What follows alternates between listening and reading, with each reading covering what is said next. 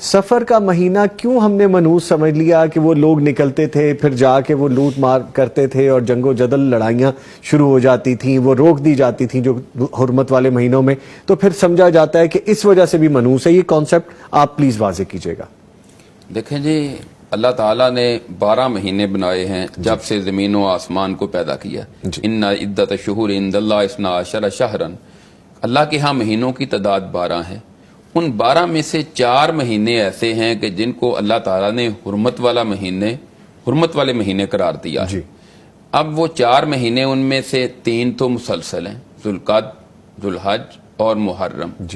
چونکہ یہ 3 مہینے ایسے ہیں کہ ذوالقعد میں لوگ حج کے لیے نکلتے، ذوالحج میں حج کرتے اور محرم میں لوگ واپس اپنے اپنے گھروں کو لوٹتے۔ اللہ تعالیٰ نے یہ 3 مہینے، ان کی ایک حکمت یہ بھی ہو سکتی ہے کہ 3 مہینوں میں لوگوں کو راستے میں کوئی مشکلات نہ ہوں، کوئی ڈکیتی وغیرہ نہ ہو، راستے پر امن ہوں۔ 3 مہینے تو یہ ہو گئے۔ اب اس کے بعد جا کر سال کے درمیان میں ہے رجب کا مہینہ۔ لوگ عمرے کے لیے آتے تاکہ پر امن راستے ہوں ان کے لیے۔ اب ان کے علاوہ باقی کوئی بھی مہینہ ہے، اس میں ڈکیتیاں بھی ہوتی تھی، چوریاں بھی ہوتی تھی، بد امنی بھی ہوتی تھی، لڑائی جھگڑا بھی ہوتا تھا۔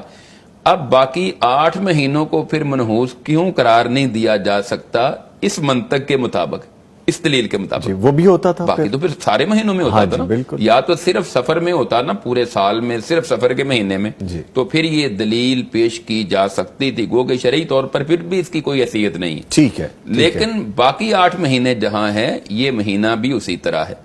اور نبی کریم صلی اللہ علیہ وسلم نے کوئی ایک مہینہ بھی سال میں ایسا نہیں ہے کہ جس میں شادی کرنے سے منع کیا ہو۔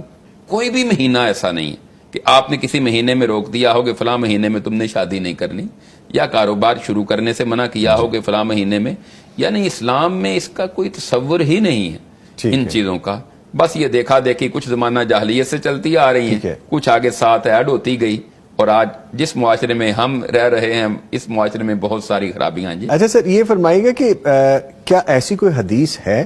کچھ لوگ کہتے ہیں کہ نبی مکرم صلی اللہ علیہ وسلم نے کہا تھا کہ جو مجھے اس مہینے کے رخصت ہو جانے کے بارے میں بتائے گا، جانے کے بارے میں بتائے گا، تو اسے جنت کی بشارت ہوگی۔ یہ اس بات میں کوئی حقیقت ہے؟ اصل میں بہت ساری ایسی جو روایات تاریخی طور پر بیان کی جاتی ہیں، اس میں سے یہ جو آپ نے ذکر کی ہے یہ ہو، یا بعض دنوں کے منحوس ہونے کے حوالے سے ہو۔ جس طرح بعض روایات کتابوں میں لکھی ہوئی ہیں بدھ کے متعلق کہ یہ بدھ کا دن منحوس ہے۔ بدھ کا دن منحوس کیوں ہے؟ پھر اس کے ساتھ کافی ڈیٹیل ہوتی ہے۔ جی بدھ کا دن منحوس اس لیے ہے کہ قوم عاد پر بدھ کے دن عذاب آیا تھا، تو اللہ تعالیٰ نے ان پر آندھی بھیجی، طوفان بھیجا، اس لیے وہ بدھ کا دن منحوس ہے۔ تو اصل بات یہ ہے کہ کوئی ایسی صحیح اور مستند حدیث نہیں ہے کہ آپ نے سفر کے متعلق کوئی کہا ہو یا آپ نے بدھ کے متعلق کو کہا ہو۔ اگر بدھ کے دن کو ہی سمجھے تو قرآن کریم نے دوسرے مقام پر ذکر کیا ہے کہ نحوست والے ایام میں، یعنی قوم عاد کے لیے وہ دن منحوس ثابت ہوئے، تو وہ پورا ہفتہ ہی پھر اس میں آ جاتا ہے۔ تو ایسی کوئی بھی صحیح حدیث یا قرآن کریم کی کوئی آیت موجود نہیں ہے کہ جس میں یہ بات ہمیں واضح طور پر مل سکے کہ کوئی سفر کی کوئی خاص الگ سے کوئی نحوست یا اس کے اندر کوئی بدشگونی پائی جاتی۔